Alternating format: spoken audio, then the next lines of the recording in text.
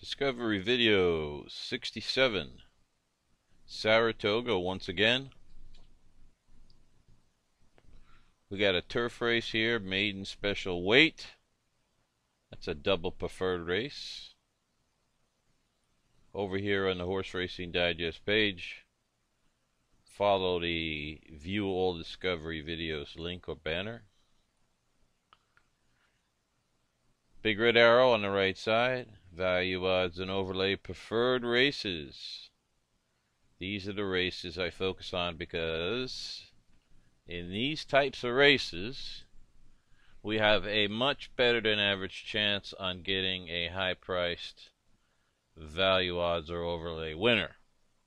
And there's a better chance than normal that the favorite will not win and possibly run out of the money completely.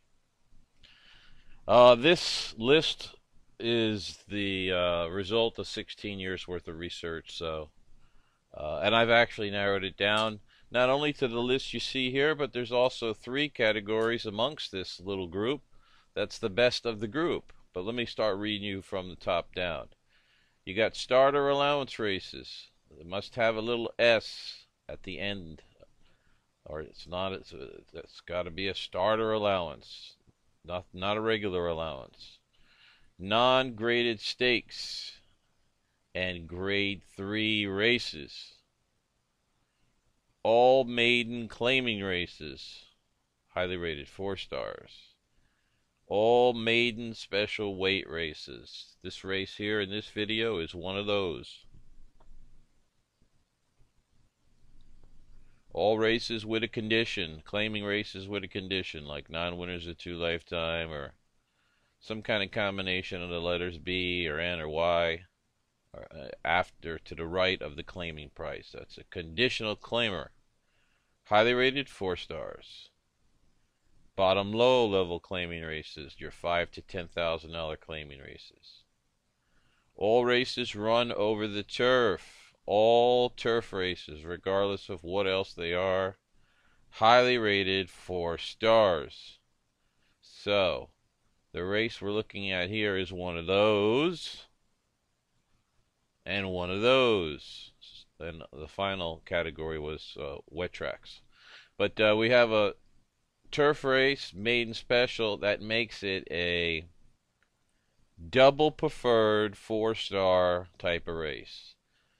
This is quite possibly almost like the next to the best, to the top ultimate condition that I look for. Okay, the first thing is, the first job is find the race. Sort of like if a fisherman. What's the first thing a fisherman has to do? He's got to figure out where the fish are. Okay, so that's what we do. We need to hunt the race down that fits into our little criteria. We need to find out where the fish are. So the fish are here. Now it's my job to hook a fish. Okay.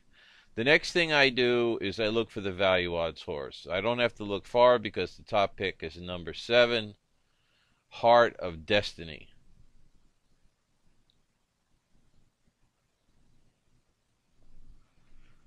$10-1 morning line odds. Our true odds, 2.5-1, 2.5-1. It's the same thing as 5-2. So 5-2 true odds. We got some good combinations going here, but the thing that makes me take it to the next step and proceed, if I want to bet this horse, what are the odds near post time? This is what I need to know. This is the number one important thing, because if Heart of Destiny is 5-1, 6-1 at post time, I'm not interested. The whole purpose of betting value odds horses is that you're betting into value odds overlay situations. So in a sense, we're not betting the horse, we're betting the situation that involves the horse. Okay? Now, here's the numbers situation. The numbers part of the game, the odds. These were the near post time odds. The Heart of Destiny was 15-1. Obviously, by far the best overlay in Group A here, as you can see. Now, If you cannot be there to watch, to see what the odds are near post time, I suggest you use what I use, and that is Twin Spires conditional wagering. It allows you to place your bet with a minimum accept odds. So, for example, I go into Twin Spires conditional wagering. I say I want to bet Heart of Destiny, but I want minimum odds of 10 to 1 at 0 minutes to post. I can say the time, like 0 minutes to post, 1 minute to post, etc., and minimum odds. I usually go 0 minutes to post, 10 to 1 odds, minimum requirement. So if your horse is bet down below your minimum odds, your bet's not placed through conditional wagering. But if your horse is going off at the odds, your minimum odds or higher, then your bet is placed. So that solves that little issue if you cannot be there to see the odds. But we're here and we see 15 to 1 on Heart of Destiny. So now I am interested. I'm going to make a play on this horse. Now, the next thing I like to do, even though I'm going to make a play, because the most important thing is that. There goes one of those pterodactyls. Uh, I like to see a little story on the horse, a little history. Now this race here, well, we got 3, 4 scratches. You got 1, 2, 3, 4, 5, 6, 7 first-time starters, and 1, 2, 3, 4, 5 that have already had at least one start. So we got 7 first-timers and 5 others who have a race under their belt. 2 first-timers qualified for our special criteria to be listed up in Group A. Okay? The 10 and the 11. So, out of the 5 horses that have raced, Heart of Destiny has a lot of things, has the positive and the best of a lot of different things, like final time and best total pace and best speed figures. As a matter of fact, if you look for value odds with final time and value odds with total, that's a very potent combination. That's angle 10 of the 36 proven winning overlay angles. Angle 10.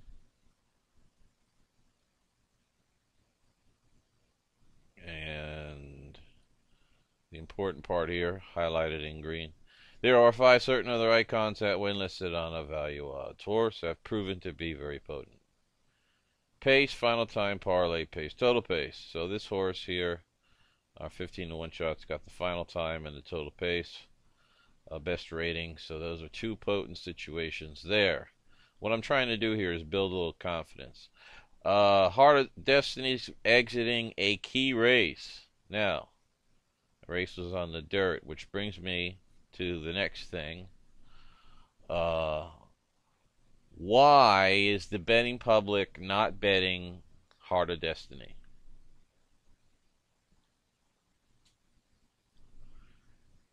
She finished 3rd in her career debut on the dirt. Now she's switching to the turf. That's why she's not being bet, because she's switching to the turf. Psychologically, the betting public does not like horses switching to the turf or switching surfaces in general. Okay? You'd be amazed if you did a study of how many horses win races that actually are switching surfaces from their most recent start. And switching surfaces can be anything from like turf to dirt, or the opposite, dirt to turf, or all-weather surface to turf, or the opposite, or dirt to all-weather to dirt. Like Del Mar has all-weather service. Service. They have an all-weather surface at Del Mar and also at Presque Isle Downs right now and Woodbine right now. They're all running polytrack type synthetic surfaces. So, switching from one of those surfaces to the dirt is even a surface switch. But the betting public does not like that. They do not like to see a horse switching surfaces. Okay. Now, the way I look at it totally different. I look at it as a total picture here. Okay. I look at it as a positive that she ran third in her debut and now is being switched to the turf. Because think about it. Think rational now. Think as though you're the trainer. If you had a horse that in her career debut was good enough to finish third on the dirt, why would you switch her to the turf? Unless you thought she could make a big move forward on the turf. Chances are they had turf in mind for this horse from the very beginning, but they wanted to give her a race before putting her on the turf. Okay? So you got to think like a trainer. Okay? Because it makes no sense otherwise. If you think in common sense, the horse ran well on dirt for career debut. Why wouldn't you just return her to the dirt? Because he must have obviously been pointing to the turf all along. Okay? Trainers, there's a lot of trainers that don't get enough credit. I'll tell you that right now. There's some really talented men out there and women. Nothing like spilling coffee all over yourself at 5:45 in the morning. Somebody put a hole in my coffee cup. Hang on here. Okay. Uh, so, I mean, of the horses that have raced, she's got the highest figures in every category. Turn time, I mean, you name it. She's of the 5 horses total that, of that group of 5. And then the 2 first-time starters are right here, 10 and the 11. Now, okay, so I've got a history and a story on the horse. But remember now, the fact that I'm betting the horse is because she's 15-1 near post time. All this other stuff I'm talking about is because I want to know the story and the history. I'm constantly researching, constantly, digging in and researching the complete history and complete story.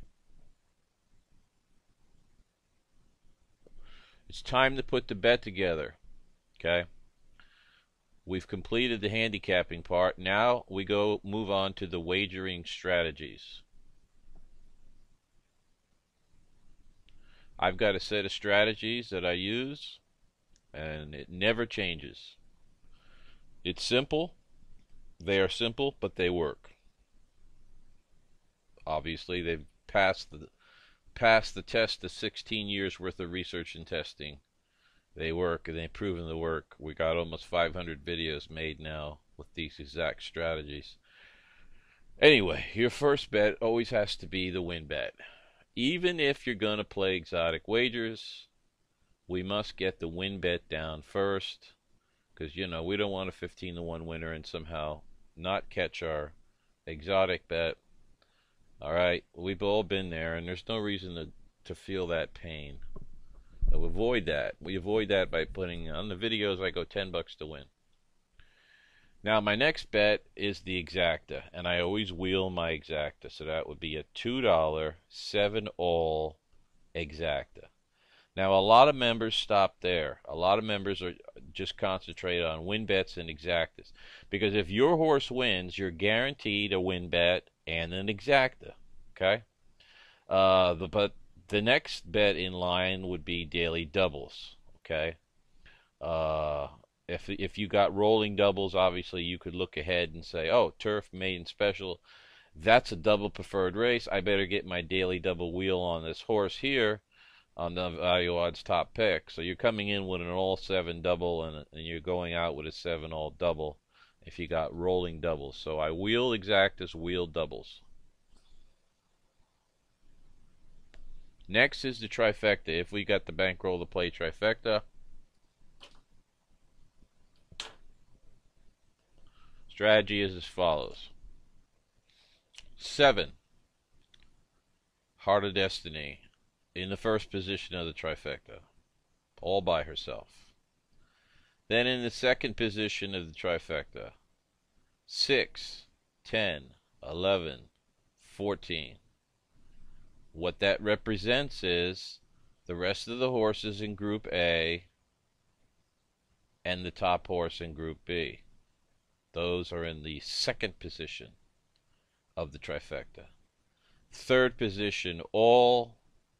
10-cent super, fourth position, all.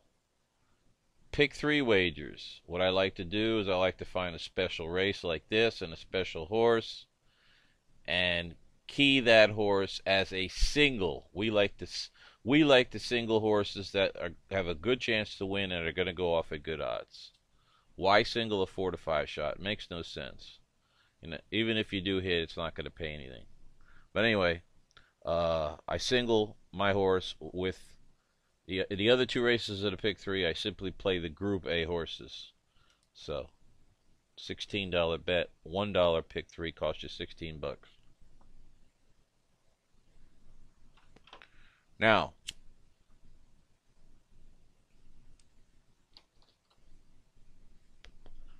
we're down. Perfect turf race style. Perfect, look at that, perfect Rolex time ride by, I like to call him Eric Prado. I don't know why.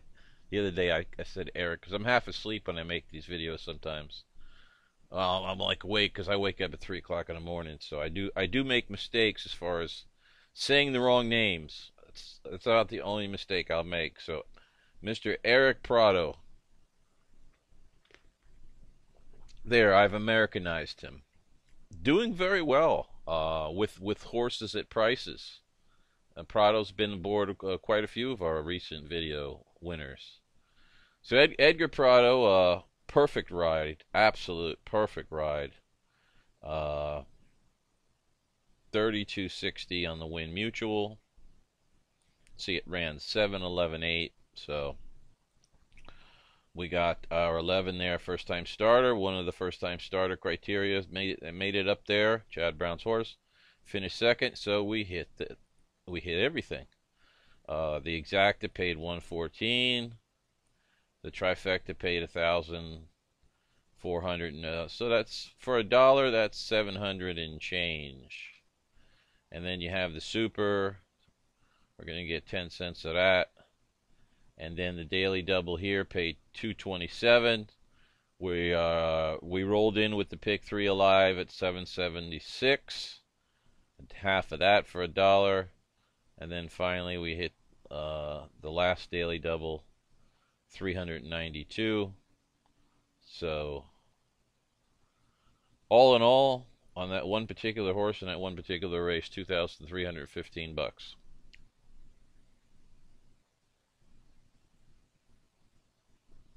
And that's how you're going to make a long-term profit.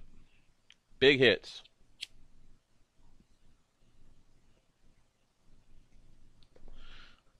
I know horse players. I am a horse player. I've got horse player blood. If you have horse player blood, you think like I do. Now, horse players think the way they can just dribble, drabble, and make profit. I'm going to bet 10 races, and I'm going to make 20 bucks a race. Mathematically, for you to bet 10 races on the same card and make $20 a race is mathematically against you. The odds are against you from making $20 a race for 10 races. Okay? That's, it may happen here or there, but for some reason that's the mindset of the horse player. But through my 16 years of research and testing, I've come to the conclusion long ago that these big hits, well, they're not usually 18 grand like the one at Remington, but you're going to get your couple of grand, 2 grand here, 2 grand there, 3 grand here, so 4 grand there, 3 grand here, 6 grand there, 2 grand there, 3 grand there, or at 10 grand there at Saratoga, or even if you're just playing WinBet and Exactas. The thing is, you want your bankroll to slowly increase. Which brings me to the third of the big 3, and that's bankroll management. I would say that the majority of the horse players, the vast majority, do not use any kind of bankroll management. And I mean nothing. So what you do, you establish your horse racing bankroll, whatever it is, X amount of dollars.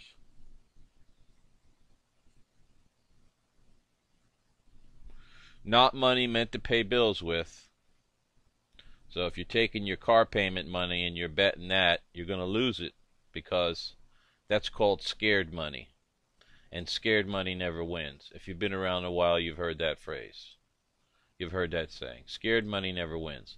If a horse player is taking his car payment money or his house payment money or his rent money and he's gambling with it, because in his concept he's going to make money with that money, but he's using you've already clicked the fight or flight mechanism in your brain, because you're using money.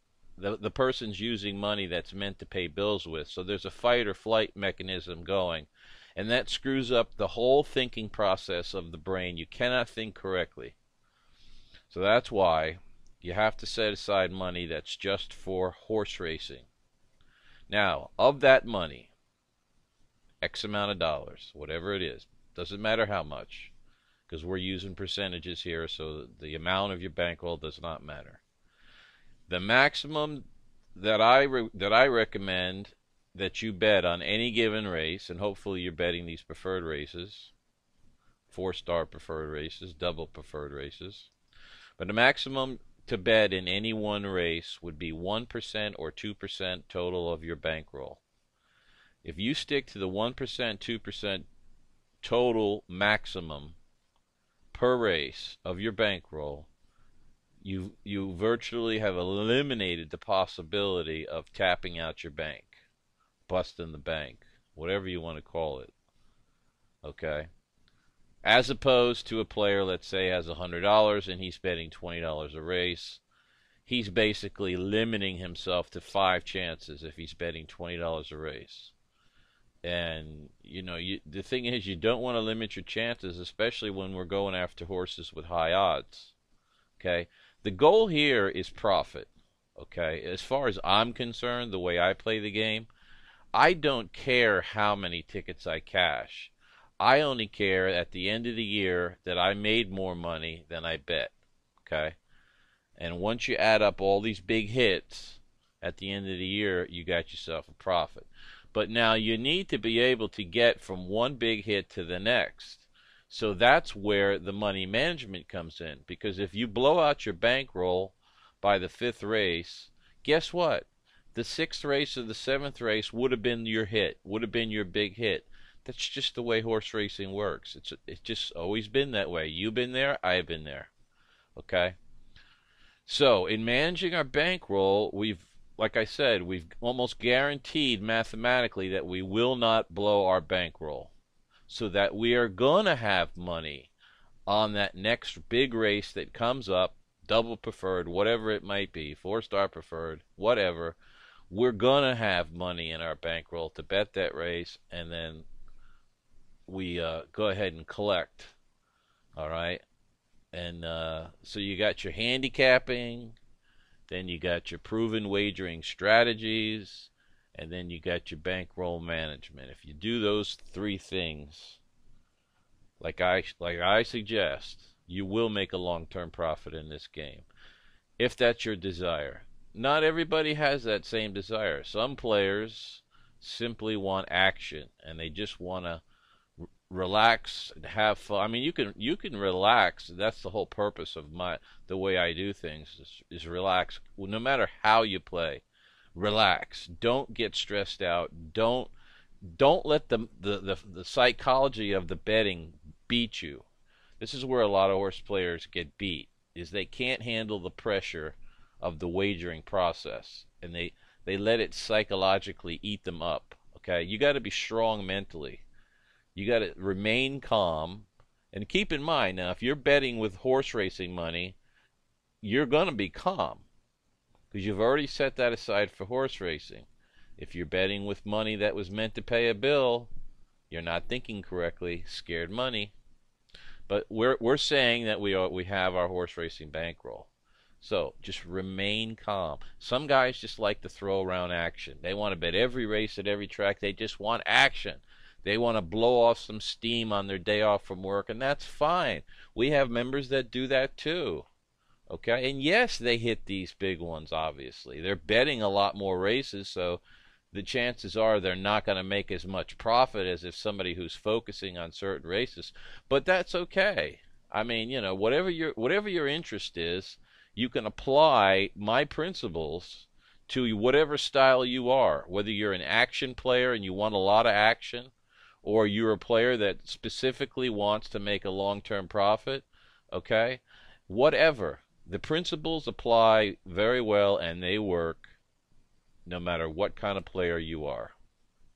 Okay? Now,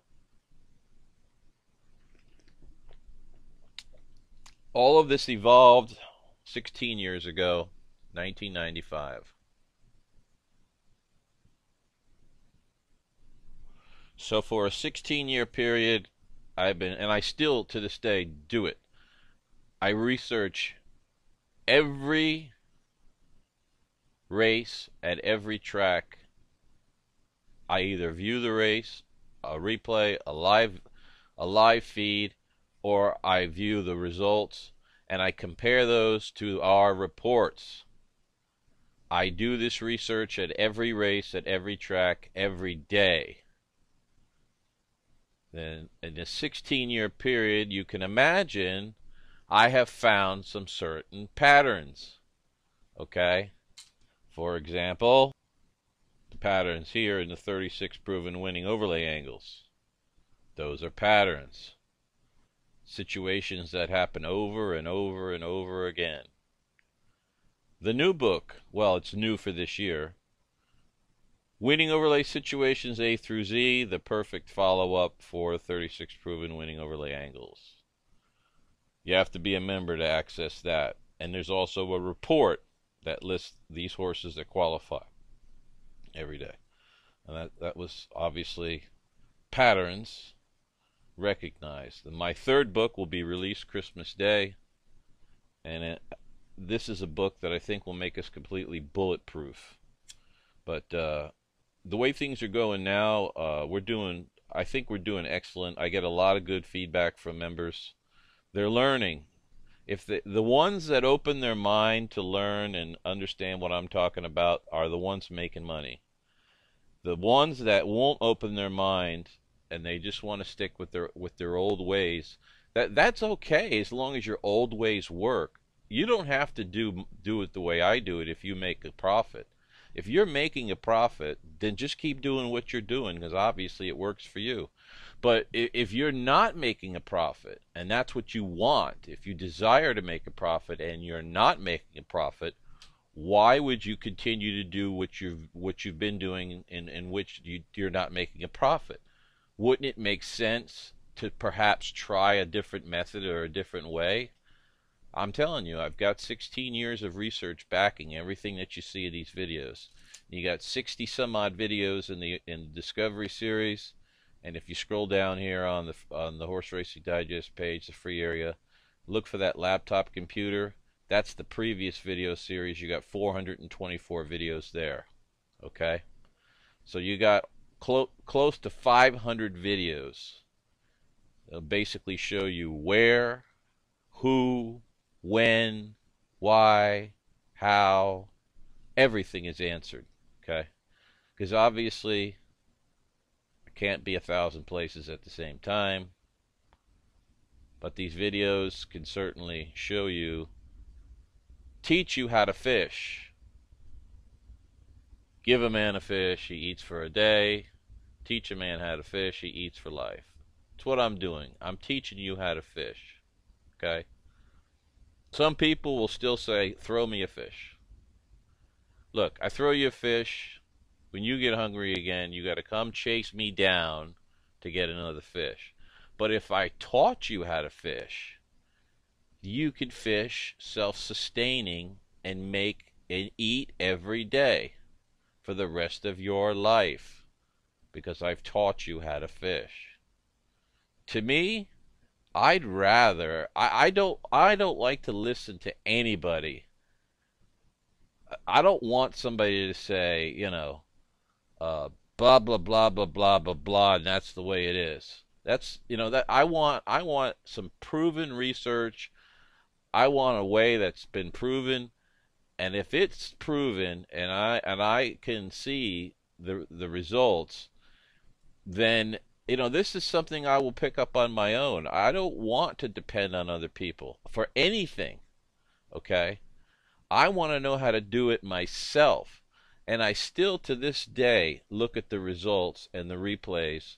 I watch the replays of the major tracks, or I watch them live. And for the rest of the tracks, I look at the results of every race at every track, every day, 364 days a year, no racing on Christmas, 7 days a week. I put in a good 18 hours a day. This is what I do. So this is the work you have behind all of this. Okay? All right, we're at 30 minutes. I'm done rattling. Thanks for viewing very much, and please use all your study materials here, your videos in the 2 series, and all the other study materials here. It's a tremendous amount of work and research have gone into it, and it's all done for you. So, take your time. You don't have to be a member right away. Take your time and learn the videos first. Learn a little bit about the reports, and then become a subscriber. You know, or, some people just like to jump right in and learn as they go. However you want to do it, you've got the tools here on this page to educate you to do exactly what I do and come out with the same results that I do. Okay? All right. Thanks for viewing, and good luck.